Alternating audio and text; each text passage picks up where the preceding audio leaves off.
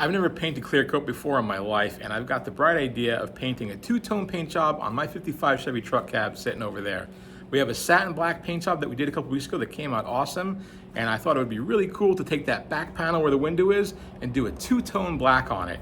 Super high gloss against that satin. Man, that's gonna look slick. Except that I don't know what I'm doing, I've never shot clear, I have no experience, and it's black on black with high gloss. What could possibly go wrong? Stick around to find out.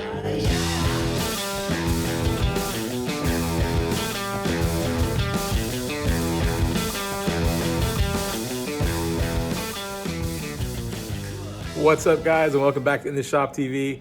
Man, why is there no one here to talk me off the ledge when I come up with dumb ideas like this? Nah, you know what? In all honesty, I think my dumb ass is just drawn to the whole challenge of it. So let's just get into it. So right after we shot that satin black paint, I figured it was the perfect time to address two little spots that we had that were low. Right here and right here. So I got some plastic and bagged up the whole cab, went ahead and repaired those two low spots, and then I sprayed two more coats of that hot rod satin black. So I started out with a 600 grit on a foam block, and it's kind of taken forever just to get anything done. A maroon scuff pad's a little bit too aggressive, I felt. It shows a little bit of the scratches too much for me. Gray was too light. A green seemed to be doing the trick just perfect, but it's a tiny bit more aggressive than the 600 grit paper was. There's like a little bit of orange peel right there that you can see I'm trying to knock that all down. I just want to get it all flat and uniform like that, and then we'll be ready for clear.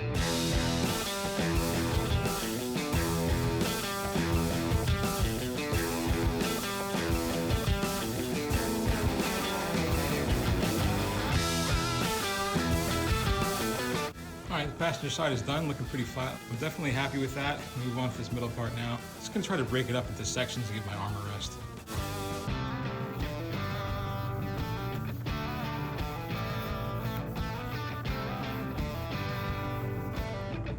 Came out so nice over here, I'm kind of like breaking my heart to stuff it up.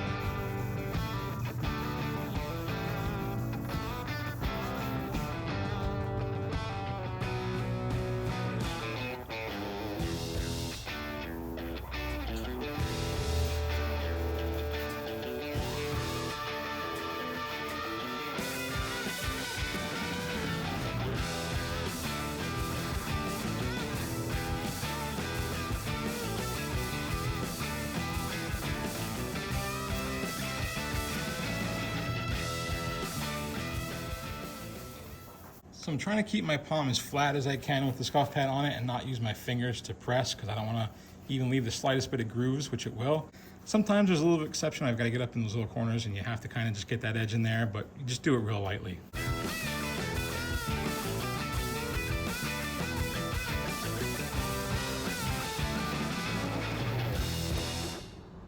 All right, so I think we've got all the orange peel out and I've got total uniformity, which is what I'm going for. I just didn't really want any dark or light spots. It should be nice and flat.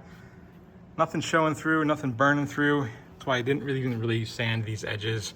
The window channel is gonna be here. And as soon as you put something abrasive on this corner, it's just gonna take that material off super fast.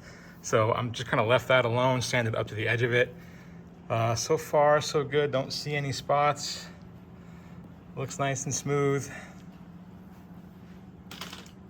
I think right there. Yep, right there's a little bit of peel showing through. We're gonna hit that a little bit more.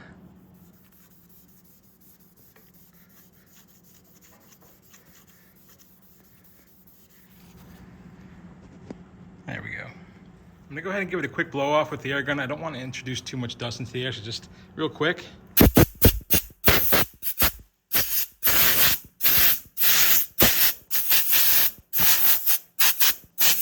That's it, I'll take care of the rest with a wipe down with wax and grease remover.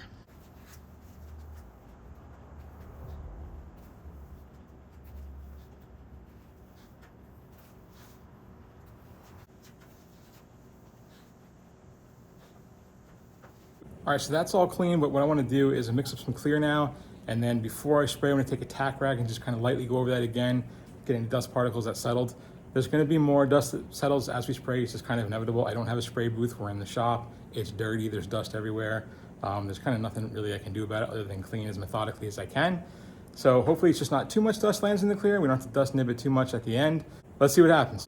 All right, so it's been going well so far with the Summit products. I'm gonna go ahead and stick with them. We're using a high solids urethane clear coat. High solids just means that basically you need less applications of clear to build up a proper film thickness. Now, I've never sprayed high solid urethane clear before. In fact, I've never sprayed any clear coat other than out of a rattle can before. So I'm a little bit nervous, also a little bit excited about it. Just like you guys, I've been watching YouTube videos and learning as much as I can. And this is typically when people run into problems, is when they come to their clear coat application. Between runs, sags, orange peel, the whole bit. The beauty of the base coat clear coat system is that if you do really fuck up, you can kind of fix it by cutting and buffing and sanding and all that. Obviously, we don't want to do that. I'm sure that I'm gonna have to do some of it. It's not gonna come out perfect the first time I shoot clear. That would be miraculous if it did, but I'm not expecting it to come out perfect. I am expecting to have some screw ups here and there. I just hope that it's not too bad. So it's a 4-to-1 mixture. I've got 4 parts of the clear in there. I'm not gonna put reducer in it. I'm really tempted to because I want it to flow out nice and smooth, but I'm not 100% sure that my substrate is completely flat. I'm a rookie at this. The TDS, or the technical data sheet, says you do not need to add reducer. You can if you want to, but you do not need to. What I'm gonna do is just do this first application of this first coat as the technical data sheet requires at a 4-to-1 ratio and see how that comes out. There's a little trick we can use. Our second coat, we can add a little bit of reducer if we feel that we need to at that point. But let's just go with the instructions for now and see how it pans out.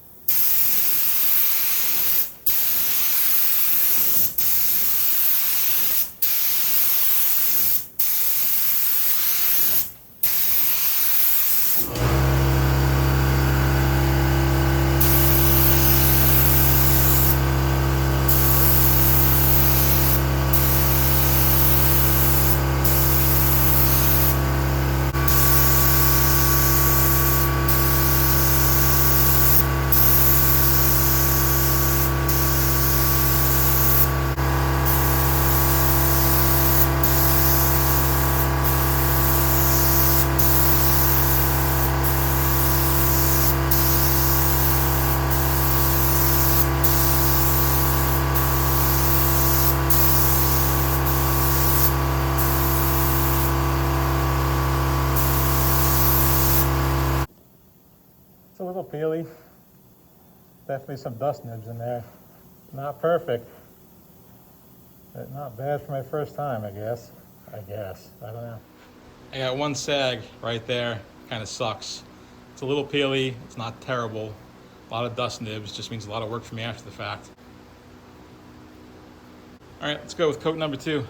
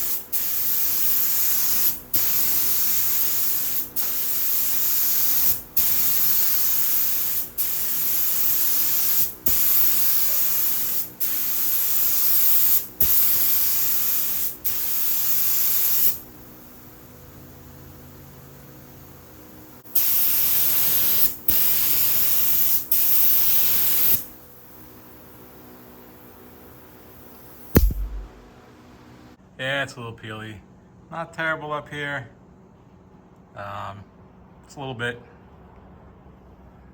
little worse down here. And we got this sag. I don't know if you guys can see that. See that sag right there? Yeah. All right, it just means we got our work cut out for us to cut and buff this, but it's on. You know, the gun was set up right. The gun flowed out really, really nicely. What this tells me really is that I did not truly have my surface prepared well enough. That's why I've got this peel.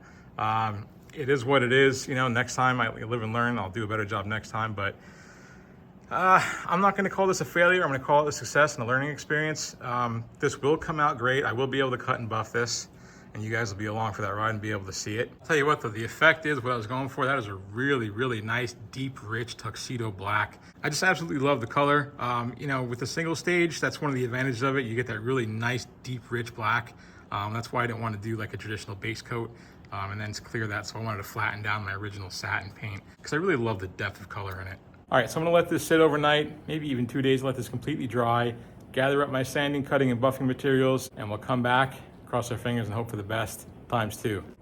All right, so it's been a little while. We're back at it again. I've got some 1500. These are film discs. I don't know if you guys have ever seen these. It doesn't have like an abrasive surface on it. It's got this kind of waxy, almost like a wax paper kind of film on it. They actually do a really good job at sanding. The first time I saw them, I was like, what? I thought it was defective or something like that. And they don't clog up and they work really, really fast. The downside to them is that I think that they work so well that you gotta really be careful, especially when you're doing something like cutting and buffing clear. In fact, there's probably guys that are more experienced than me that are yelling at the screen right now saying, hey, I should be doing this by hand, not using a DA at all. And you're probably right, but I'm gonna take a chance. Also, it's a time thing. I've got a lot to do still on this truck. I've got to get it back on the frame. I've got to get this lift moved back over because I've got other projects that are coming into the shop that I need to take care of in between working on this truck. And the time is a little bit of a concern to me. So I just want to get this cut down and buffed as quickly as possible. And I think the DA is gonna obviously make me be able to do that a lot quicker than I'd be able to do it by hand. So I'm gonna go ahead and retape my lineup because I don't want to hit any of the satin paint with the DA and ruin that finish and make that shine or get flat or anything. I just want to keep that as it is so we don't have any other mishaps.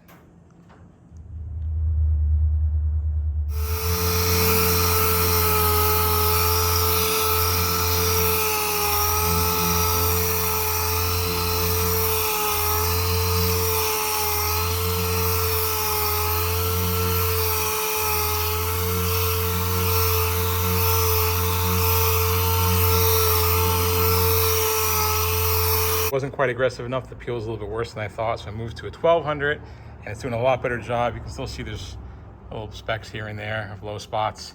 I'm trying to stay away from the edges right now as much as I can because I don't want to mess up the satin that's under the tape. I was trying to hit that by hand, I think, afterwards. One thing I want to show you is I keep stopping periodically through sanding, and I'm going to take a microfiber cloth and just wipe that dust off because the last thing I want to do is just start grinding this back in case there's any type of abrasive little material in there or dust or anything. I just don't want to grind it back into that clear coat and make more work for myself and make more scratches. I'll then come over here to the paper and wipe that off as well, try to get that as clean as I can. I don't know if that's procedure or how it's supposed to go, but it kind of makes sense to me. I just want to wipe it off. Having excess stuff on there and then going back over it and pushing it into that clear coat just doesn't make sense to me. So I'm just gonna make sure periodically to wipe that down after I sand it. All right, so we've got just about all the orange peel, like a couple little tiny specks still, but you can kind of see that shine if you look down the side of it, it's there. So we're gonna go over this now. That was the 1200. We're gonna go over this with a 15 just to get rid of those scratches.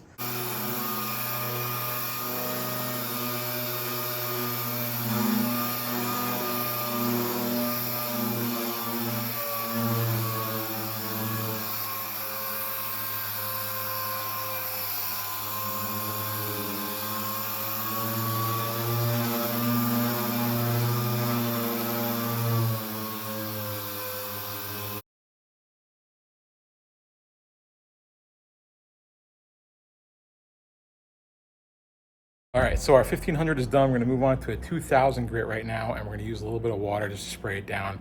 It's a damp sanding disc, so what we're gonna do is just lightly mist the panel and lightly mist the pad, and then go over with that. And we'll check and see. I just wanna remove whatever scratches are there that were left by the 1500. They're very faint swirls, but you can kind of see them with the naked eye, and I just wanna get rid of those. Otherwise, we're gonna be buffing a lot more than we need to.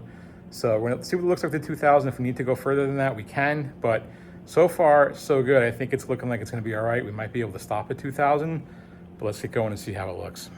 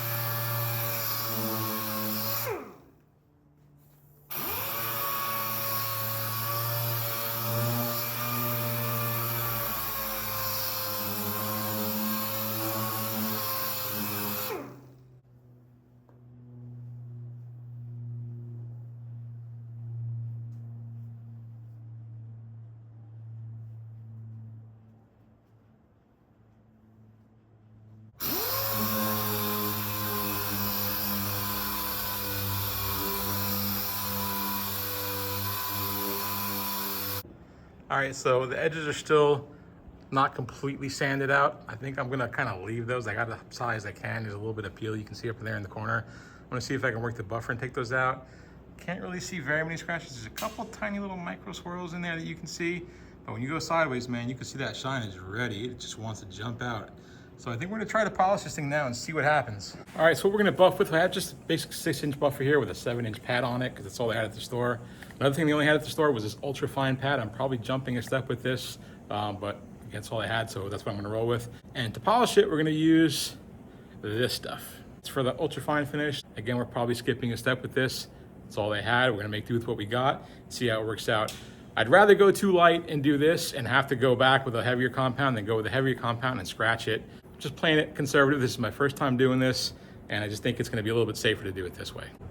All right, so that was a little bit too conservative. I don't know if you guys can see. There's definitely a little bit of haze and some scratches still in there. So I went and sourced some 110, which is the step above that. It says it can remove 1215 grit or finer sanding marks. So we're gonna try this and then we'll go back to the 210. All right, guys, we are getting there. Hello there. It's a lot better. You can see there's a lot of swirls still, little scratches. That is because we don't have the right pad. We're using the ultra fine pad, which is that white one over there. What we need is the yellow pad. So I'm gonna go ahead and pick one of those up tomorrow. We'll hit this again with the yellow pad and then we'll finish with the 210 compound, which is the ultra fine stuff on the white pad. And I think that's gonna get us where we need to be. All right, so I'm making some progress. I'm learning a lot as I go along the way. I started on this side and everything that I've learned already, I haven't done anything on this side. I'm gonna take all that knowledge to this side and restart over here and see if it comes out better. I'm just gonna kind of work through this. At the end, I'll show you how it came out and I'll go through all these steps and I'll go through the learning process. So if any of you guys are attempting clear coat for the first time, you won't have to fumble around and make all these mistakes. You'll be able to do this right from the get-go. All right, so I'm done. I'll turn you around and show you the finished product in a second. I'm sorry I didn't film too much of that. It was a complete nightmare and I really botched the shit out of it, to be totally honest with you. It came out good in the end. It looks really, really good right now, but this took me really the better part of a week to do. The cool thing is that I learned a ton during this process, and I want to share that with you guys so that you don't have to make the same mistakes I made. First mistake, when you guys saw all that orange peel when I first sprayed the clear, all right, it wasn't my gun. The gun was set to spray correctly. It sprayed out fine. It atomized the clear beautifully. My substrate was not totally flat, and that is a learning experience for me. I thought it was, it wasn't. So you really need to get your substrate really silky smooth, just a little bit of tooth in it to grab hold of the clear coat, but it was not flat. And you know, clear coat, whatever you put underneath it is gonna amplify it. You know, that single stage may look flat or might feel flat or whatever, but as soon as you put some clear on it, it keeps you honest real fast. Lessons learned for next time.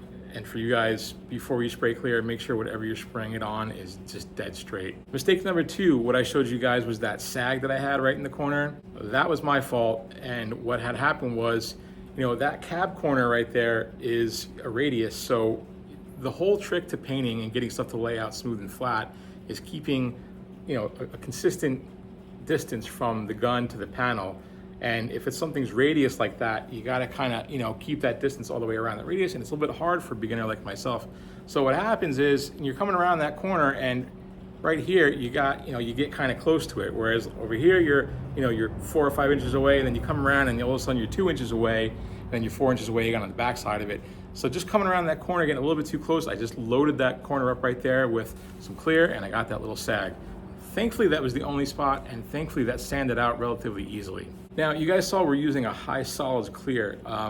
The advantage to that is that it's got a lot of film thickness, so I was able to sand the ever-living shit out of this thing without burning through it. It's gonna be a little bit more durable, I believe, in the long run on our project, which is the good things about it. The bad thing is that it's really hard, which is also a good thing, I guess, but when it comes to working with it, you know, letting this cure up and sanding it, that's rough. I spent a lot of time sanding this. So let me walk you through how I messed up. Aside from all that, when it comes to sanding it, I tried to skip steps, and some of that's my fault. Some of it is just the store didn't have what I needed, but I was like, well, I'll just start with a 1500 grit.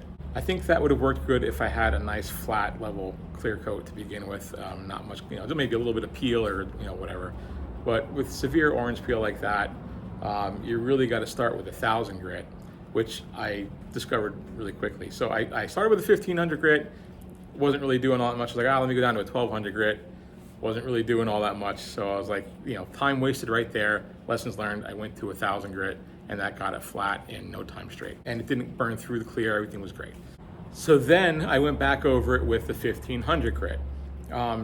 Second mistake, that is the correct grit to use over that 1000, except that I was using very light pressure because I was apprehensive and nervous, and I went kind of quick, and I don't think I really got an adequate sand on those 1000 grit scratches. Didn't know. So can't tell, it's all flat looking. It's really hard to see those scratches when it's covered with dust. I'd wipe it down with wax and grease remover, but it's just really hard to tell. So then I moved to a 2000 grit. And these are the instructions that are on the technical data sheet to my clear coat. It says, 1000, 1500, or 1200, 1500, and 2000 grit, and you should be able to polish straight from there. So I was like, great. Sanded with my 2000 grit, and went straight to the polish. You guys saw what happened there. I did not have the correct foam pad. They only had that one pad in the store, which is the white, which is the ultra fine, which is way, way, way too advanced of a pad to go on your first, cut like that.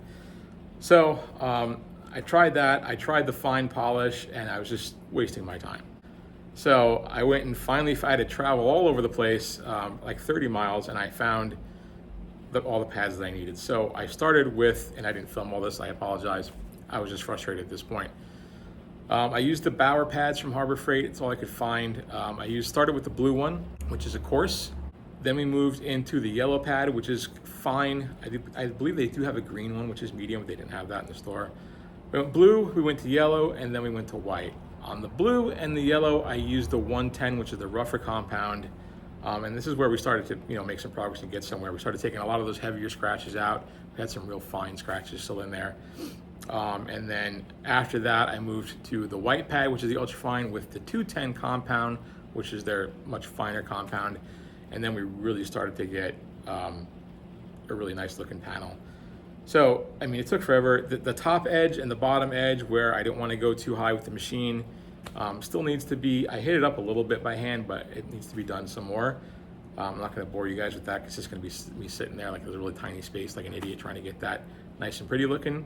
But the rest of it's all nice. There's some tiny, tiny swirls in there that I don't think I'm going to attempt to get out with the machine anymore. I think I'm just going to kind of like hand polish that or put some glaze or something like that. You got to remember, this is jet black, tuxedo black finish. It's not metallic. There's nothing to hide these little imperfections in. I think getting a completely 100% no micro swirls or anything finish is a little bit above my pay grade, to be honest with you. I think it could be done. I think that people have really expensive show cars. I've seen it. Who knows how much wax is on there and how much polish and all that type of stuff. But for this looks better than any factory car would look that's black coming out of the showroom. So it's Friday right now. I'm planning to release this video on Sunday. I've been in here really since Monday messing around with this with that little tiny panel. That's a long time. Yes, I had jobs and every other thing to do during the week, which took some time, but still it took a considerably longer time than it needed to, because I didn't have the right stuff and I didn't know what I was doing. So in summary, start with a flat panel, guys, as flat as you can possibly get it. Get your gun set right, shoot you clear. Start with the correct grits. If you have orange peel, you need to cut it down. Start with 1000, move to your 1500, move into your 2000.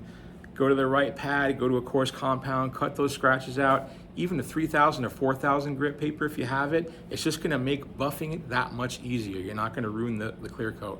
So if I would have had 3000 or 4000 grit, I would have went to that too. I didn't have that, so another step that really I feel I skipped. I think I should have went to a 3000 or 4000 grit sandpaper. After that, go to your blue pad or your wool or whatever it is, your coarser compound, your medium pad, and then move into your fine stuff. And then, obviously you can shine it up with some polish after the fact. That's the way to do it, guys, at least what I've learned in attempting to do this myself. It came out good. I'm happy with the results. Let me get you guys turned around and we'll have a look.